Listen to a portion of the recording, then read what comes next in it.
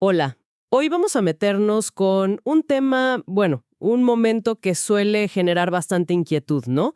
Sobre todo en roles de liderazgo. La entrevista de trabajo después de una salida, digamos no voluntaria, un despido. Ajá. Y específicamente esa pregunta que a veces se siente como, caminar sobre vidrios rotos. ¿Por qué saliste de tu último empleo? Sí, esa pregunta es compleja. Exacto. Entonces, basándonos en lo que hemos analizado de varias fuentes sobre gestión de carrera, desarrollo ejecutivo, vamos a explorar a fondo un concepto que nos parece clave, la resignificación. Mm, La idea es entender cómo un profesional, un ejecutivo en esta situación, puede darle la vuelta a la narrativa del despido. O sea, dejar de verlo como algo puramente negativo y presentarlo como, bueno, como una etapa constructiva, incluso un punto de inflexión útil. Así que, bueno, vamos a desempacar esto. Me parece perfecto. Y sí, la resignificación, ¿eh? Básicamente es eso. Es un proceso interno y consciente de darle un nuevo significado a una experiencia que, como un despido, pues de entrada tiene una carga negativa, a veces hasta dolorosa. Ok, Y algo súper importante que aclarar. No se trata de negar lo que pasó, ojo, ¿eh? Ni de inventarse una historia feliz. Para nada. El punto central es cambiar la perspectiva, la mirada interna que uno tiene sobre ese hecho. o sea, va más allá de simplemente ponerle buena cara, como se dice. Es un cambio más de fondo, ¿verdad? Como si ajustaras el lente con el que miras esa experiencia. Exacto. No es una capa de pintura por encima, no. Es reestructurar el significado. Implica dejar de ver el despido solo como un fracaso o como un rechazo personal. Que es fácil caer ahí. Claro, es lo primero que uno piensa a veces. Y empezar a verlo como una transición. Quizá forzada, sí, eso no se niega, pero una transición al fin y al cabo. Mm, Puede ser una oportunidad para reevaluar tu camino. Un catalizador para, no sé, ganar nuevas perspectivas. O el empujón que necesitabas para buscar un puesto que esté más alineado con lo que buscas ahora, estratégica o personalmente. entiendo. Requiere un trabajo consciente, sí, de adaptarse. Pero el resultado es que recuperas la agencia, ¿sabes? El control sobre tu propia historia profesional. Y eso ya de por sí, pues te da poder. Y supongo que esto es especialmente relevante, como decías, cuando estás frente a un reclutador, sobre todo para puestos de cierta jerarquía, puestos ejecutivos. ¿Por qué es tan crucial esta idea de resignificar justo en ese momento de la entrevista? Porque la forma en que un candidato, y más a nivel directivo, explica su salida, revela cosas importantísimas, más allá de si sabe hacer el trabajo o no. Ajá, Los reclutadores lo que buscan es entender si esa transición, sobre todo si fue difícil o inesperada, si se ha procesado con madurez, con profesionalismo, con resiliencia. claro. Una respuesta que suena, no sé, evasiva o cargada de rencor o demasiado autocrítica o a la defensiva, pues prende las alarmas. Malas señales. Claro, puede sugerir que esa persona tiene problemas para manejar la ambigüedad, el conflicto, la presión, los cambios estratégicos. Y todo eso es esencial en un líder. La narrativa que ofreces es como una ventana a tu inteligencia emocional, a tu capacidad de aprender y a tu fortaleza ante las dificultades. Aquí es donde se pone interesante, porque una cosa es entenderlo, la teoría, y otra es, bueno, llevarlo a la práctica. Si un ejecutivo está en esta situación, ¿cómo hace activamente ese proceso de resignificación? ¿Cuáles serían los pasos, digamos, concretos, según lo que hemos visto? Mira, el proceso se puede desglosar como en 5 elementos clave. Funcionan juntos, ¿eh? El primero es el reconocimiento. Reconocimiento, ok. Esto es aceptar la realidad. El despido ocurrió, punto. Pero sin caer en culparte destructivamente ni ponerte en plan víctima. A nivel ejecutivo, esto muchas veces implica entender que las decisiones de la empresa, reestructuraciones, fusiones, cambios de estrategia, pues obedecen a factores más grandes, que a veces están fuera de tu control individual. Es aceptar la situación, con objetividad. Entendido. Reconocer el hecho, pero separarlo de un juicio personal negativo. Eso ya es un paso grande, ¿no? Sobre todo cuando uno ha invertido mucho en un rol. ¿Cuál sería el siguiente paso? El segundo elemento es la identificación del aprendizaje. Una vez que aceptas el hecho, toca reflexionar activamente. ¿Qué me enseñó esta experiencia? Más allá de lo feo, ¿qué aprendí? Ajá. Y para un líder, los aprendizajes pueden ser súper valiosos. Cómo manejar una crisis, cómo comunicar decisiones difíciles, incluso si te tocaron a ti, cómo adaptarte a cambios bruscos del mercado, cómo liderar equipos en momentos de incertidumbre, o incluso entender mejor cómo funciona la política corporativa, ¿no? Siempre hay lecciones ahí si las buscas. Tiene lógica. Buscar el crecimiento hasta en lo malo. Algo muy valorado en liderazgo, sí. Y el tercer paso. El tercero es la reinterpretación del evento. Este es como el corazón de la resignificación, ¿sabes? Es donde activamente cambias el marco mental. Dejas de ponerle la etiqueta de fracaso o final y empiezas a verlo como transición necesaria, recalibración de carrera, oportunidad para explorar otros sectores o impulso para buscar un rol más alineado con mis valores estratégicos de ahora. Se trata de encontrarle el ángulo constructivo. Es como cambiarle el titular a la noticia en tu propia cabeza, ¿no? De caída inesperada a pivote estratégico, algo así. Justo eso, precisamente. El cuarto paso es la construcción de una narrativa coherente y positiva. Con todo lo anterior como base, ahora sí diseñas la respuesta para la entrevista. Ok, la respuesta concreta, exacto. Tiene que ser clara, honesta, sin mentir ni ocultar cosas clave de forma engañosa, claro, pero enfocada en lo constructivo. Un ejemplo adaptado a un contexto ejecutivo podría ser algo como: la compañía inició una reestructuración estratégica profunda, ¿no?, para adaptarse a nuevas dinámicas del mercado global. Como parte de ese proceso, mi rol, que estaba enfocado en, menciona el área anterior, fue redefinido y, bueno, finalmente eliminado. Si bien fue inesperado, entiendo la lógica empresarial detrás de la decisión. Y sigues. Esta transición me ha permitido reflexionar sobre dónde puedo generar mayor impacto, y estoy buscando activamente oportunidades donde pueda aplicar mi experiencia en. Menciona fortaleza clave relevante para el nuevo puesto. Esa respuesta suena equilibrada, reconoce la situación, muestra que entiendes la estrategia de la empresa y se enfoca en el futuro, en el valor que puedes aportar. Bien, ¿y el quinto elemento? El quinto es el refuerzo de la autoestima y el propósito profesional. Este es un trabajo más interno y continuo. Ajá. Implica reconectar con tus logros de antes, con toda la experiencia que tienes, el valor único que aportas. No sé, por ejemplo, si eres experto en el sector farmacéutico, pues eso. Es reafirmar que una decisión de la empresa no define tu valor total como profesional. Claro. Se trata de ver cómo esta transición, aunque no la elegiste tú, puede servir un propósito mayor en tu carrera.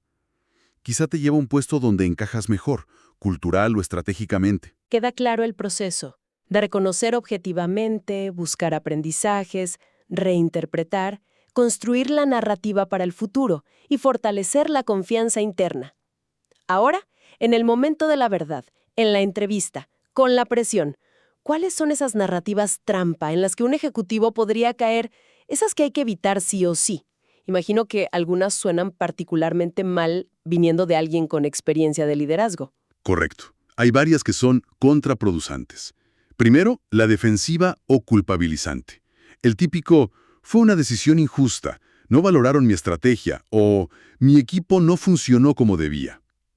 Eso proyecta falta de autocrítica y quizá dificultad para trabajar en equipo o aceptar decisiones de arriba. Sí. Luego está la vaga o ambigua. Hubo cambios internos y, bueno, mi posición ya no siguió. Eso genera desconfianza. Suena a que escondes algo. Claro, sospechoso. Exacto. También la negativa o resentida.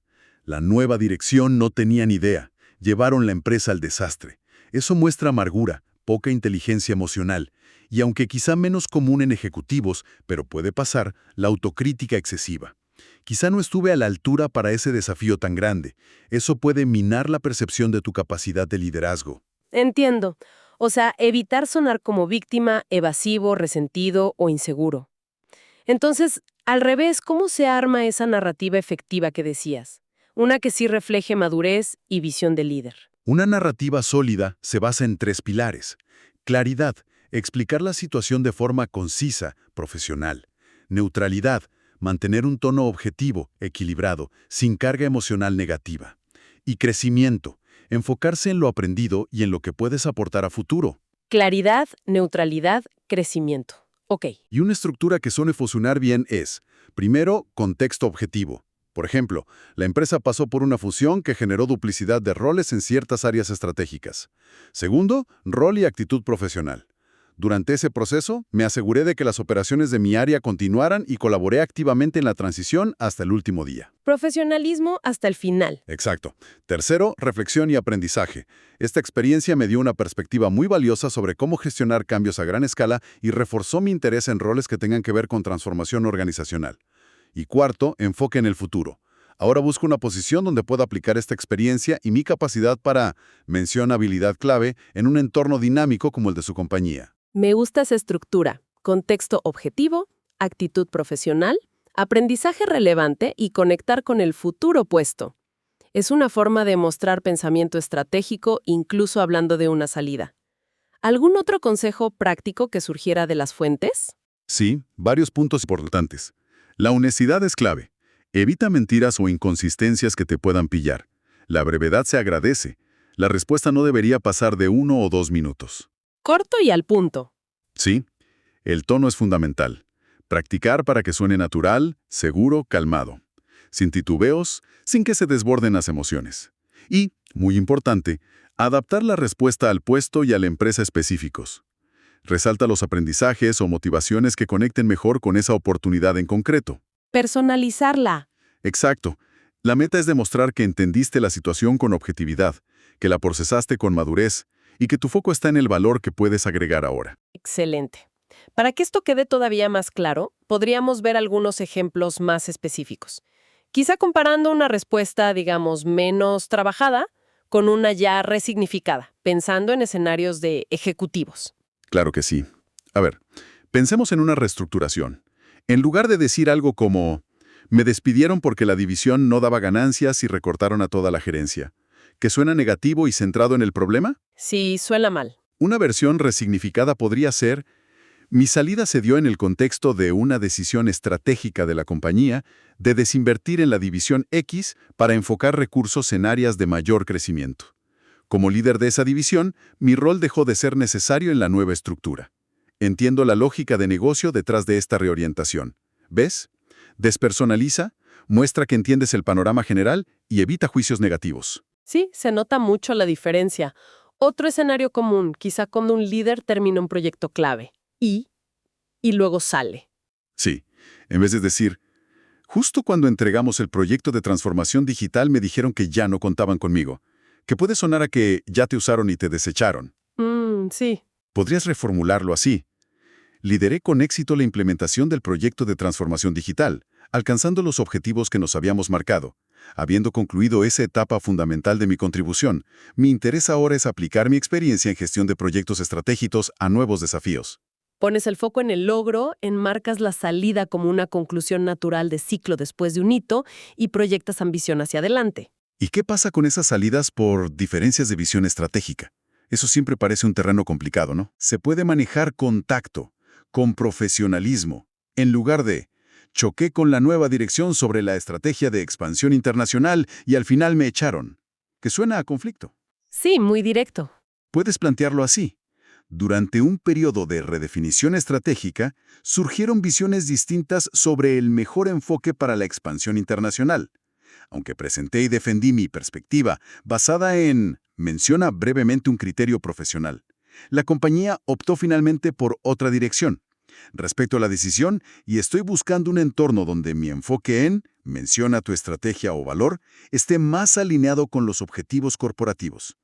Lo presentas como una diferencia profesional, no personal, y lo usas para definir qué buscas ahora. En las fuentes que vimos había un ejemplo muy bueno, muy detallado, sobre una respuesta para una empresa llamada Johnson Innovative. Parecía resumir muy bien estos principios en un contexto de liderazgo de equipo. ¿Nos podrías recordar sus puntos fuertes? Claro, es un gran ejemplo, sí. La respuesta resignificada era algo como, durante mi tiempo en Johnson Innovative, tuve la oportunidad de liderar y desarrollar el equipo de acceso al mercado. Implementamos procesos clave para profesionalizar la función, definimos métricas de impacto y elevamos significativamente las capacidades del equipo sentando bases sólidas. Enfocado en logros. Exacto. Y sigue. Mi salida coincidió con la consolidación de esta etapa de transformación. Estoy muy orgulloso del legado que construimos y de haber dejado un equipo autónomo y de alto rendimiento. Ahora, mi objetivo es aplicar esta experiencia en liderazgo y desarrollo de equipos de élite en un nuevo desafío estratégico. ¿Qué es lo que la hace tan efectiva desde el punto de vista de la resignificación? Varias cosas clave. Primero, evita cualquier señal de negatividad o victimismo. Cero. Segundo, se enfoca en acciones concretas y logros, si puedes, cuantificables. Implementamos procesos, elevamos cualificación. Tercero, enmarca la salida como una transición lógica después de un hito, consolidación de esta etapa. Ajá. Cuarto, expresa un orgullo profesional legítimo por lo que hiciste, orgulloso del legado. Y quinto, conecta directamente esa experiencia con lo que buscas ahora. Mira al futuro. Aplicar esta experiencia en liderazgo, en un nuevo desafío. Usa un lenguaje positivo, de liderazgo. Oportunidades de desarrollo, bases sólidas, equipos de alto rendimiento, legado. Demuestra que manejaste el cambio, te enfocaste en resultados y tienes visión de futuro, sin autocompasión. Es una respuesta que proyecta control, propósito. Las fuentes también hablaban de pequeños empujones o nudges en este contexto. ¿Qué papel juegan exactamente? ¿Son como ayudas para mantener esta narrativa en pie? Exactamente eso. Son como anclajes mentales y verbales, diseñados para ayudarte a mantener esa perspectiva resignificada, sobre todo cuando la presión de la entrevista te puede hacer dudar. Funcionan a dos niveles. Cognitivo, para reforzar la mentalidad internamente, antes y durante. Y verbal, como frases o estructuras útiles para decir la respuesta. Interesante. ¿Podrías darnos ejemplos de estos nudges cognitivos y verbales? A nivel cognitivo, son como autoafirmaciones o reencuadres mentales que te puedes repetir. Cosas como, mi salida fue una transición organizacional, no un juicio sobre mi valor. O, el logro y la experiencia son míos, la decisión sobre el rol fue de la empresa. O también, esta experiencia me obligó a clarificar qué busco realmente en mi próxima etapa profesional. Te ayudan a interiorizar la perspectiva de aprendizaje y propósito, en lugar de la de pérdida. Y a nivel verbal, ¿qué tipo de frases ayudan a mantener ese tono en la conversación real? Son frases que te ayudan a estructurar la respuesta de forma neutral, constructiva. Por ejemplo, en el marco de una reestructuración estratégica más amplia. Eso sitúa el evento objetivamente. O, tras concluir una etapa importante en empresa, donde logré mención el hito, decidí reorientar mi búsqueda hacia. Eso suena proactivo. Claro. También funciona. Lo valioso que esta experiencia me ha enseñado sobre tema relevante es que vincula directamente el pasado con el aprendizaje. Incluso, reconocer la dificultad pero dándole un giro. Si bien la transición fue un desafío inesperado, me dio el espacio necesario para reflexionar sobre mi siguiente paso estratégico. Y por supuesto, estoy particularmente orgulloso del logro, y ahora busco aplicar esa capacidad en un contexto como el suyo, que refuerza tu valor y tu motivación futura. Son como muletillas conscientes para mantener el rumbo de la narrativa resignificada. Entiendo. Son como herramientas prácticas para no desviarte del guión mental constructivo cuando estás bajo presión. Ahora, sabemos que después de un despido, sobre todo en roles de alta responsabilidad, es fácil caer en un bucle de pensamientos negativos. Las fuentes hablan de creencias limitantes. ¿Cómo ayuda la resignificación específicamente a desmontar esas creencias? La resignificación ataca directamente esas creencias. Por ejemplo, esa creencia tan común. Este despido es una marca de fracaso en mi carrera ejecutiva. Sí. La resignificación la combates separando tu identidad profesional del evento. Fue una decisión de negocio, no una sentencia sobre tu competencia. O la idea. Estoy en desventaja competitiva frente a otros ejecutivos que sí están empleados. La resignificación convierte ese supuesto tiempo muerto en una fase activa de reflexión estratégica, de desarrollo, de networking selectivo. ¿Qué otras creencias típicas a nivel ejecutivo puede ayudar a contrarrestar? La sensación de ya no tengo una narrativa atractiva para el mercado. Pues la resignificación es justamente la metodología para construir esa narrativa potente. Claro. O la presión interna de tengo que aceptar la primera oferta directiva que me llegue. La resignificación te ayuda a recuperar la confianza en tu valor y a buscar un rol que de verdad encaje estratégica y culturalmente. También desmonta el miedo de hablar abiertamente del despido va a dañar mi reputación. Al contrario, abordarlo con neutralidad y madurez demuestra resiliencia y liderazgo. Cierto. O la creencia de que mi experiencia en la empresa anterior ya no vale nada.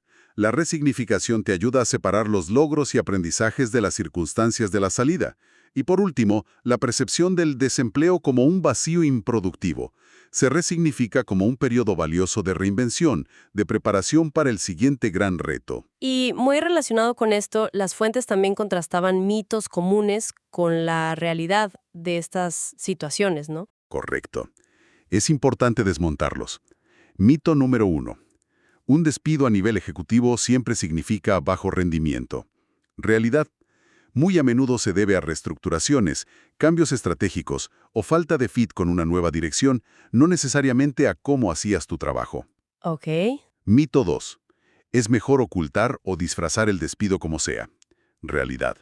La transparencia, manejada con una narrativa resignificada, suele ser más creíble y efectiva a largo plazo que esconderlo. La honestidad por delante, pero bien contada. Exacto. Mito 3. Un despido es una mancha imborrable en el CV ejecutivo. Realidad. La forma en que gestionas y comunicas la transición dice más de tu madurez y adaptabilidad como líder que el hecho en sí. Y mito 4. La experiencia y logros en el puesto anterior pierden valor. Realidad. Las habilidades, los resultados, los aprendizajes estratégicos, todo eso sigue siendo un activo valioso. La resignificación es en esencia un proceso mental para desactivar estos mitos y creencias que te pueden sabotear la búsqueda. Para darle un poco más de base, digamos, ¿este concepto de resignificación tiene algún fundamento teórico reconocido o es más bien un término práctico del mundo del coaching? Tiene raíces sólidas en la psicología, sí. Aunque el término resignificación así aplicado sea más común en coaching o desarrollo profesional. Se apoya en principios de la psicología cognitiva como la reestructuración cognitiva de Aaron Beck y Albert Ellis. Ellos decían que si cambias tus pensamientos sobre un evento, puedes cambiar tu respuesta emocional y tu conducta. Ujú. También conecta con la teoría del afrontamiento de Lazarus y Folkman, sobre todo con el concepto de reevaluación cognitiva, cognitive reappraisal, que es nuestra capacidad de cambiar cómo interpretamos un evento estresante para manejar su impacto. Interesante. E incluso desde el construccionismo social, ¿no?, de Berger Gluckman, que dice que construimos los significados socialmente. La resignificación sería como un acto consciente de reconstruir individualmente el significado de una experiencia como el despido. Así que, aunque no tenga un único inventor con ese nombre exacto, se basa en ideas psicológicas bien establecidas sobre cómo procesamos y le damos sentido a lo que nos pasa. Bien, creo que hemos cubierto bastante terreno y la idea central con sus aplicaciones prácticas queda bastante clara. Si tuvieras que resumir el mensaje clave de toda esta exploración, ¿cuál sería? Fundamental para cualquier profesional, pero diría que especialmente crítica para un ejecutivo que está pasando por una transición después de un despido.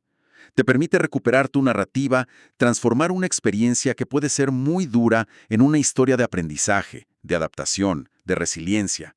No se trata de borrar lo difícil, sino de recontextualizarlo para proyectar fortaleza y un enfoque claro hacia lo que puedes aportar en el futuro. Es pasar de sentirte, a merced de las circunstancias, a posicionarte como el arquitecto de tu próxima etapa profesional. Y creo que ese mantra que mencionan las fuentes lo resume perfecto.